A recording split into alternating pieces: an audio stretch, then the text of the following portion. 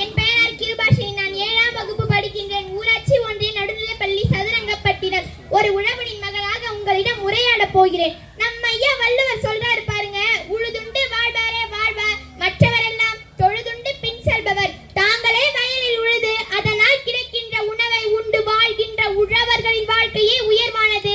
மற்ற எல்லோரும் அவர்களை வணங்கி பின் செல்ல வேண்டியதுதான். மகாத்மா காந்தி சொல்கிறார், கிராமத்தில் தான் நம்முடைய இதயம் இருக்கிறது என்று. ஏன் என்று தெரியுமா? ஏன் என்று தெரியுமா? அங்குதான் விவசாயம் இருக்கிறது, அங்குதான் உலகத்தின் உயிர் நாடியே இருக்கிறது என்கிறார் மகாத்மா காந்தி.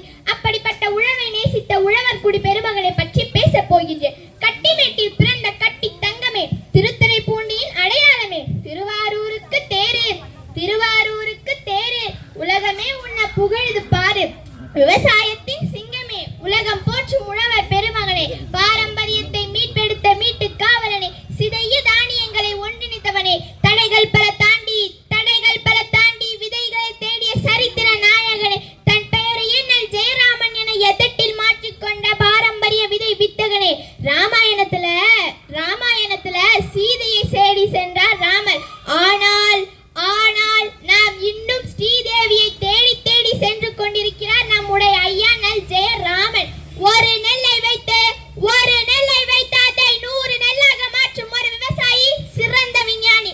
கலப்பை, மண்வெட்டி, கடப்பாறை கண்டறிந்தவர்களை விட இந்த உலகில் இன்னொரு விஞ்ஞானி பிறக்கவில்லை. படிப்பல்ல, படிப்புக்கும் அறிவுக்கும் சம்பந்தமே இல்ல. என்னடா இந்த பிள்ளை இப்படி பேசுது நினைக்காதீங்க.